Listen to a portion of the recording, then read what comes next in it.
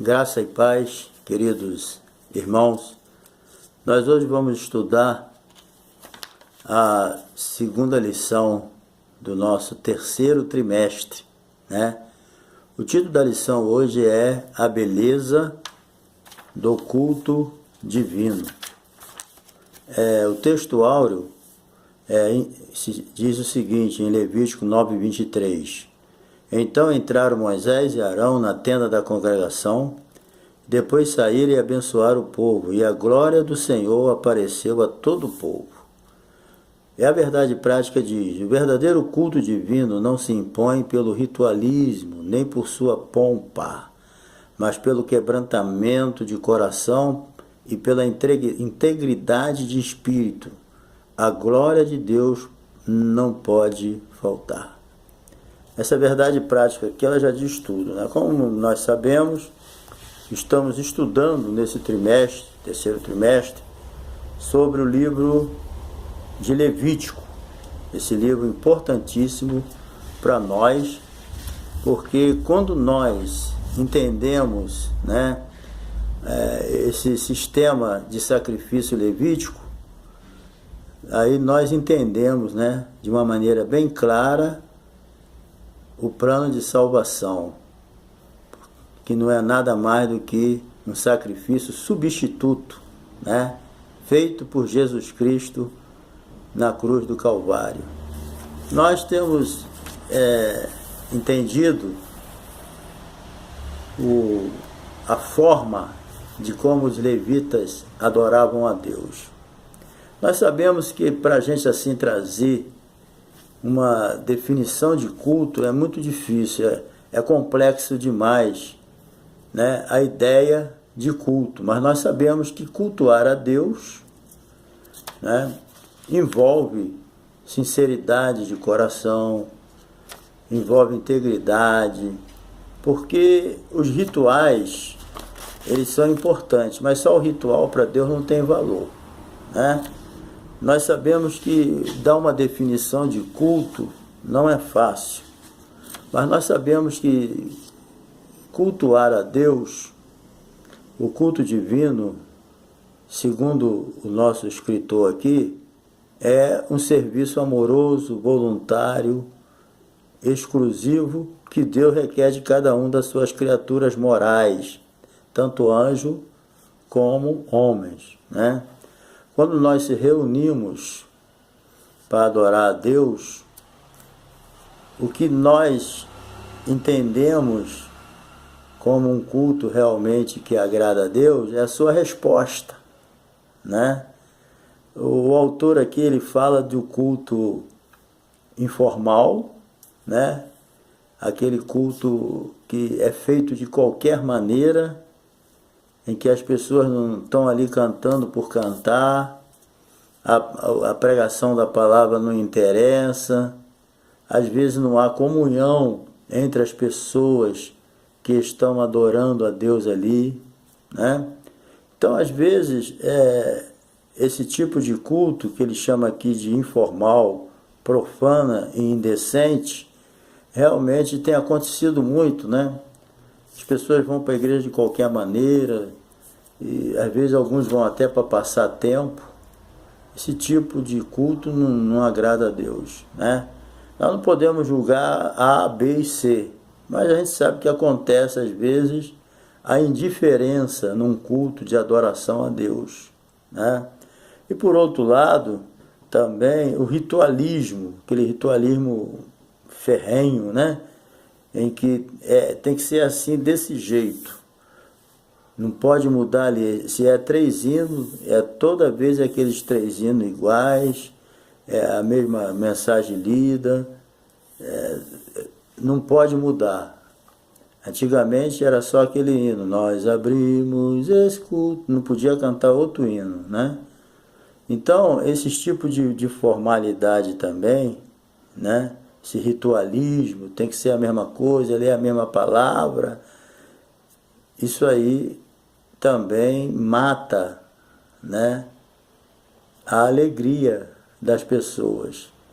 Pelo um lado, o culto informal, As pessoas que não tem hora para começar, não tem hora para acabar, não tem lugar para a palavra, entendeu? A palavra fica por último, quando as pessoas já estão cansadas, doidas para ir embora, é que vai ser a mensagem da palavra. Canta, canta, canta, e às vezes é mais para se apresentar do que verdadeiramente para louvar a Deus, né? Então, existe nessa introdução, existe esse tipo de coisa que atrapalha, né? E existe também, por outro lado, que não pode passar nem um minuto da hora, que as pessoas já estão preocupadas, né? Olhando para o relógio toda hora, aquela vontade louca de ir embora. Então, são dois extremos que nós devemos evitar. No primeiro, as pessoas botam a culpa no Espírito Santo, que não teve hora para começar nem acabar, e foi desse jeito que o Espírito Santo quis. Por outro lado também, né, o Espírito Santo ele não tem liberdade no ritualismo ali, né, terrível. O Espírito Santo não tem liberdade para nada, né? Mas, voltando aqui ao culto no Antigo Testamento, nós sabemos que definir o que é um culto é difícil, né? Mas existe, né? Nós sabemos que o culto é um trabalho, é um serviço para Deus, é uma adoração, mas acima de tudo é uma questão de voluntariedade. Deus não quer ninguém adorando a Ele forçadamente, entendeu? Inadequadamente. Não, Deus quer ser adorado pelo um coração quebrantado, contrito, um coração que realmente deseja fazer aquilo de coração, né? Nós vamos ver aqui, na era patriarcal, as pessoas adoravam a Deus. O primeiro a adorar a Deus, né, ali, eu creio que foi Adão o primeiro a adorar a Deus, né? Não é possível que até o dia que ele pecou, ele nunca adorou a Deus. E se Caim e Abel apresentaram algum sacrifício a Deus, foi ensinado pelos pais, né? Então, eu acredito que Adão já adorava a Deus com Eva. Nós vemos ali aquele primeiro sacrifício, né, dado por Caim e Abel. O sacrifício de Abel foi aceito, de Caim não. A questão ali não foi nem o tipo de sacrifício, como as pessoas dizem. A questão ali foi mais o coração, né? Caim não tinha um coração aberto para Deus, e Abel tinha, né? E Deus recebeu. Hoje é a mesma coisa. Não adianta eu dar um culto a Deus com o meu coração fechado, se eu não amo a Deus, se eu não quero adorar a Deus, eu estou ali formalmente, cumprindo um ritual. Isso para Deus não adianta, né? Então, Noé, ele fez um sacrifício de agradecimento a Deus. Quando saiu da arca, ele agradeceu a Deus, né? Então foi ali um sacrifício de agradecimento. Jó, ele deu um sacrifício a Deus, né, por causa dos seus filhos, um sacrifício de expiação, né? Então, quer dizer, são tipos de sacrifício, né? E Abraão também, né, adorou a Deus, deu sacrifício, Isaac, Jacó. Quer dizer, era uma coisa mais familiar, né? Alguns chamam até de culto doméstico. Eles era entre famílias ali, eles ofereciam a Deus um sacrifício, né? E assim foi em todo o período patriarcal. A gente não sabe como é que era esse altar, como é que era feito. Eu sei que tinha sacrifício, agora como era, assim, nos detalhes, né, a Bíblia não traz para nós, mas que eles adoravam a Deus, adoravam e prestavam culto, né? Abraão tinha uma tenda, né, e tinha um altar. Aonde Abraão ia, tinha uma tenda e tinha um altar. A tenda, quer dizer, Abraão não era preso a nada dessa vida, embora fosse rico, né? Bem, no período de Moisés, aí a coisa fica formalizada, né? Aí Deus já vai entregar, por intermédio de Moisés, as instruções necessárias de como ele queria ser cultuado, né? Aí é interessante isso. Moisés, ele recebe de Deus todas as instruções necessárias da forma como o Todo-Poderoso queria ser amado, adorado por aquele povo, né, rebelde. Então, Só que agora ali já não era mais familiar, né? Ali agora já era uma adoração exigida por Deus de congregacional. Todo o povo de Israel, eles deveriam adorar a Deus, cultuar o seu nome, né? Ali ele recebe a liturgia, ele recebe a forma como Deus queria, né? Ali ninguém vai fazer nada do seu jeito. Ali cada um vai fazer do jeito que Deus ensinou. Assim a mesma coisa é hoje, né? O livro de Coríntios, a epístola de Paulo aos Coríntios ensina ali, acho que capítulo 14, como deve ser a reunião da igreja hoje, né? Então, a partir daí, né, Moisés ele entrega todas as instruções necessárias para os sacerdotes, e os sacerdotes passam essas instruções para o povo, né? E ali Deus estabelece as festividades sagradas, né? Cada festividade tinha uma finalidade de agradecimento a Deus, cada festividade era sagrada, tinha data para começar, data para terminar, nada era feito assim de qualquer maneira, não. Vamos começar o dia que a gente quiser e acabar quando não. Deus dava a data para começar e a data para terminar. Veja a ordem, né? A Bíblia sempre ensina, ordem e decência deve ser as coisas de Deus. Então, ali ele ensina as festas sagradas, como a Páscoa no dia da expiação, tudo como devia ser feito. Agora não era só com as famílias, mas todo o povo. Agora no tempo de Davi, né? Davi foi um poeta, o rei Davi cantava, ele inventou instrumentos, e ele também, né, botou em ordem ali o templo do Senhor, porque no tempo de Moisés, ali era o tabernáculo. O tabernáculo ele era portátil.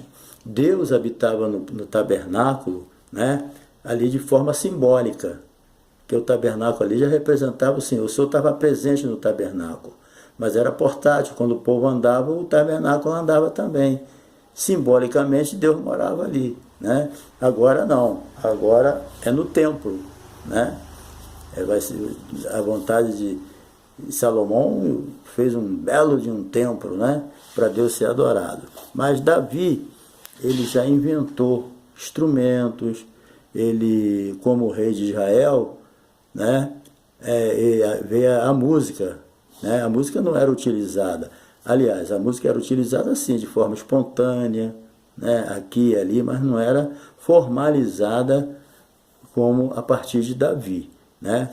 Davi, ele foi o rei Davi, além de profeta, salmista, né? E músico, e a celebração oficial, ele enriqueceu, né?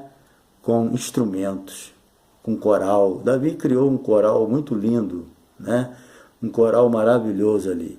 Davi, ele era mesmo um músico de primeira, buscando sempre a excelência do culto divino. O rei Davi inventou e fabricou diversos instrumentos musicais. Então, Davi, ele sempre trabalhou pela primazia. Então, ele queria um culto maravilhoso. Aí ele criou os instrumentos, formou um coral, colocou porteiro, ele organizou mesmo a adoração a Deus.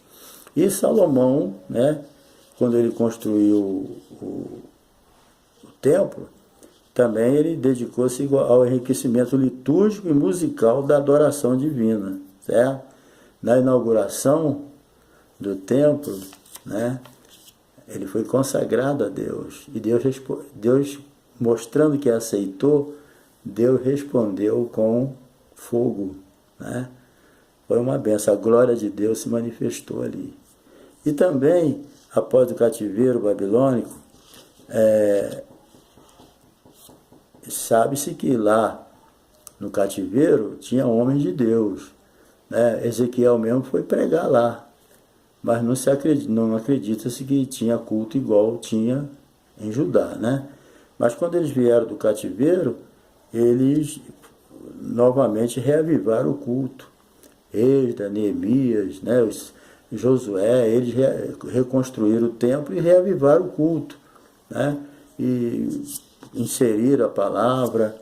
Esdras, quando leu a palavra, as pessoas choravam, né? Na inauguração do templo, né? eles ficaram felizes, choraram, lembrando, um chorando pelo outro, foi uma bênção muito grande.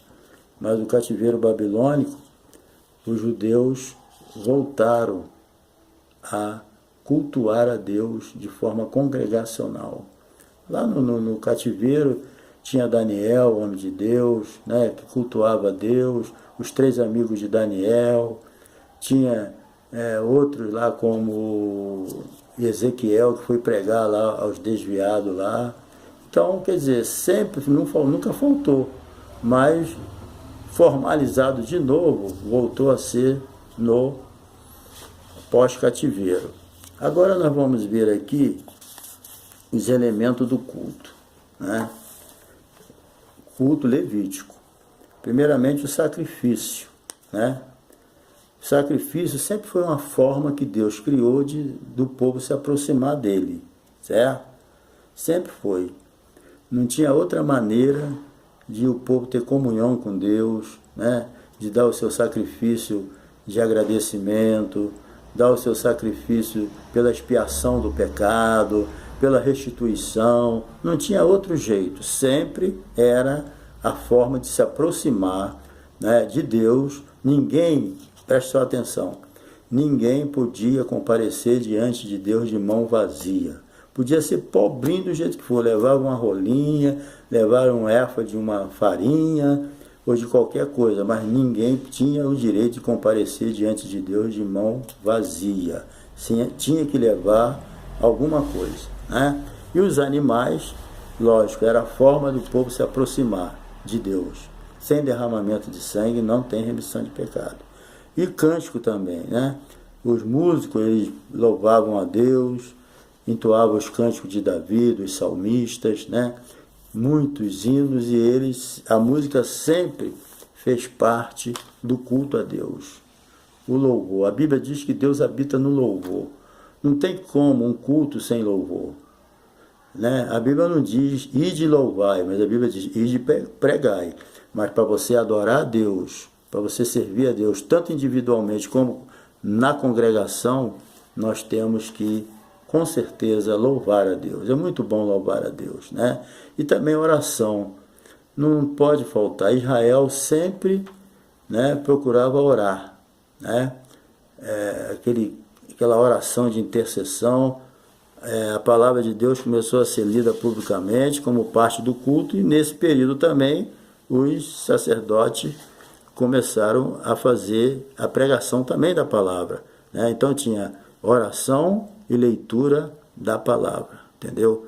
A oração era sempre aquela oração intercessória, né, por aquelas pessoas. E a bênção, o culto levítico era encerrado com a bênção araônica, né? Ao serem abençoados, os filhos de Israel se conscientizavam de que eles eram propriedade particular do Senhor, entendeu? Essa que é a maravilha, essa consciência que a pessoa tem que ele não é dele mesmo, ele pertence a Deus. O apóstolo Paulo escreveu isso já na Nova Aliança, né? Nós não somos de nós mesmos, nós fomos comprados por bom preço. Por isso glorificai a Deus no vosso espírito, no vosso corpo, os quais pertencem a Deus. Acabou, querido, nós adoramos a Deus porque nós não pertencemos mais nós mesmos. Olha, adorar a Deus é uma necessidade humana.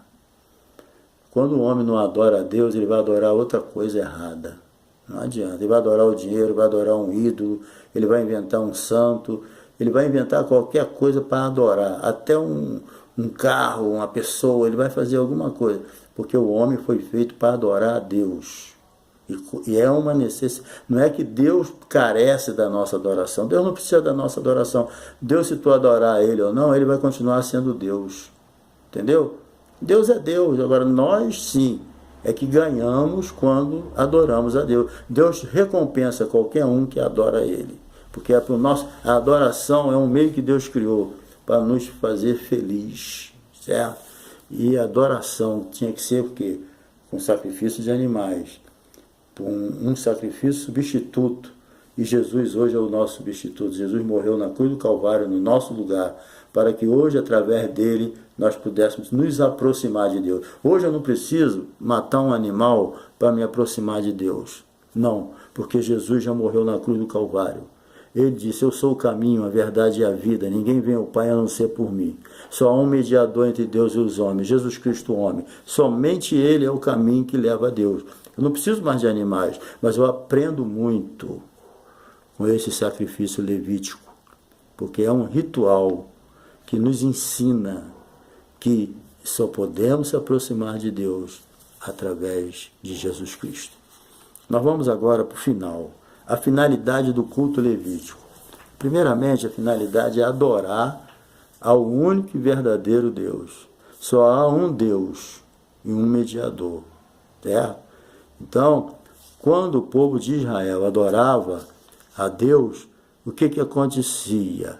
Ao reunir-se para adorar a Deus, a comunidade de Israel demonstrava duas coisas. Primeiro, a aceitação do único verdadeiro Deus e a rejeição dos deuses pagãos. Enfim, o culto afastava os israelitas da idolatria e aprofundava sua comunhão com o Senhor. Entendeu? Então era isso. Quando eles iam adorar a Deus, eles estavam, com certeza, aceitando a Deus como seu Deus e estavam rejeitando os deuses pagãos. Certo? E isso fazia com que ele se fortalecesse na fé, ficasse mais forte, certo?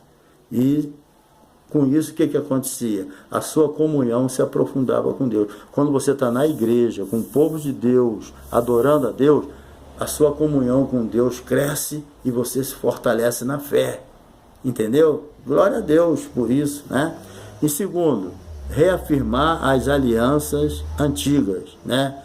No culto levítico, os filhos de Israel, eles professavam as alianças que o Senhor firmara com Abraão, Isaque e Jacó. Né? Quando você cultua a Deus, nós estamos na nova aliança. Então, quando nós estamos louvando a Deus, estamos ali junto, adorando a Deus, aprendendo a palavra, reunido ali, o que acontece? A nossa aliança com Deus, ela cresce. Deus fez a aliança conosco agora pelo sangue de Jesus, superior, né, ao sangue de animais. Então, quando você sente a presença de Deus, a sua fé cresce, entendeu? A comunhão fortalece, é uma bênção. Terceiro, professar o credo divino, né? Em seus cultos, os israelitas, guiados pelo ministério levítico, professavam o seu credo. Ouve, Israel, o Senhor nosso Deus e único, né? Nessa sentença resume toda a teologia do Antigo Testamento. Que a igreja de Cristo recite a doutrina divina. Por último, aguardar o Messias. Eles, quando adoravam a Deus, eles estavam esperando o Messias prometido. E nós hoje estamos esperando quem? O nosso Messias, que vai voltar nas nuvens. Quando nós estamos adorando a Deus, né, nós estamos esperando a volta de Jesus. A Bíblia diz, vós não sabeis o dia e nem a hora em que há de vir o vosso Senhor. Então, querido, quando nós estamos adorando a Deus, nós estamos na expectativa de um milagre, porque sempre quando eles adoravam a Deus congregacionalmente, sempre a glória de Deus se manifestava. Lembra que o fogo descia, né? Era o que? A manifestação da glória de Deus. O povo se alegrava com aquilo, porque Deus mandava a resposta. Olha, eu me agradei do culto de vocês. Eis aí a resposta. E também quando nós estamos na igreja adorando a Deus, todo mundo junto, sentimos a presença de Deus, sentimos o poder de Deus, porque no Novo Testamento nós aprendemos aqui em João, capítulo 4, versículo 24, que diz assim, ó, mas a hora vem em que os verdadeiros adoradores adorarão, cultuarão o Pai em espírito e em verdade, porque o Pai procura os tais que assim o adorem. Deus é espírito, e importa que os que o adorem em espírito e em verdade. É isso aí, querido. Jesus ensina aqui, né, muita coisa importante nesse versículo. em espírito indica um nível em que ocorre a adoração verdadeira. A verdadeira adoração, querido, ela ocorre num nível do espírito. Então, tem que ter sinceridade, tem que ter coração quebrantado, entendeu? Olha só o que diz aqui. Os filhos de Israel, na conclusão, como os filhos de Israel não souberam cultuar a Deus como ele requer de cada um de nós, né? Por isso deixaram de se contaminar pelo formalismo. Cuidado com o formalismo, querido. Não seja um adorador acostumado com aquilo, não se acostume com o sagrado, não. Que o sagrado seja sempre uma novidade para você. Entenda bem, o sagrado tem que ser algo sempre novo para você não se acostumar, entendeu? E ir para a igreja como se fosse para um lugar qualquer, como se fosse dar uma voltinha na praça. Não, a igreja é um lugar de cultuar a Deus, de adorar a Ele, é uma renovação espiritual. Por quê? Apesar da sua rica e significativa liturgia, adoravam a Deus apenas com os lábios, pois seu coração estava distante de Deus. Então, encerrando essa lição, eu quero dizer para você, repetindo as palavras de Jesus: esse povo me honra com os lábios, mas o seu coração está longe de mim. Não adianta a gente estar na igreja de hipocrisia, de fingimento, de mentira, adorando a Deus só de lábios. Eu não acredito que uma pessoa que está desesperada para o culto acabar, que não está nem aí, entendeu? Está lá no culto, mas o coração está lá no mundo. Não tem como uma pessoa dessa dizer que está adorando a Deus. Aparentemente pode até estar, mas Jesus conhece o coração. Esse povo me honra com os lábios, mas o seu coração está longe de mim. Então, o que Deus quer é o coração, querido, no sentido de adoração. Vamos adorar a Deus em espírito e em verdade. Deus anda procurando adoradores. Deus anda à procura de adoradores que cultuam Ele, mas em espírito e em verdade. Porque Deus é a verdade. Não cultua a Deus de mentirinha, não cultua a Deus de hipocrisia, não. Eu encerro essa parte, porque quando cultuamos a Deus verdadeiramente, sua glória jamais se faltará na nossa vida. Vá para a igreja na expectativa de um milagre, porque você está indo para a igreja para adorar um Deus em espírito, para adorar um Deus sobrenatural. E enquanto você está adorando a Deus na igreja, muita coisa pode estar acontecendo na tua vida, muitos problemas podem estar sendo resolvidos, mesmo que a gente não está nem pensando nisso, mas Deus, Ele recompensa aqueles que adoram a Ele em espírito e em verdade. O nível de adoração que Deus quer da gente não é só a liturgia, não é só uma coisa formal. O que Deus quer é que você o adore em espírito e em verdade. Mas como ensina o livro de Levítico, em espírito e em verdade, ensina o Novo Testamento. E o livro de Levítico ensina que Deus deve ser adorado conforme Ele ensina na palavra e com decência e ordem. Vou repetir. Deus quer ser adorado como ensina o livro de Levítico, com decência e ordem e da forma que Ele ensina. Mas em espírito e em verdade, nós adoramos Ele na nova aliança. Esse é o texto áureo da adoração. Importa que os adoradores o adorem em espírito e verdade. Que Deus te abençoe. Mais uma vez, eu não fiz uma pesquisa, mas só tratei junto com a lição, mas em breve a gente vai se aprofundar mais. Mas que você, professor, possa fazer uma boa pesquisa. Você vai ter 1h15 para ensinar. Que Deus te abençoe. Que você seja usado e seja um instrumento para os seus alunos, tá? E se esse vídeo serviu para você, dá um like aí, tá? E se quiser se inscrever no meu canal, se inscreva, tá? E Deus vai te abençoar. Um abraço e até a próxima lição, ok?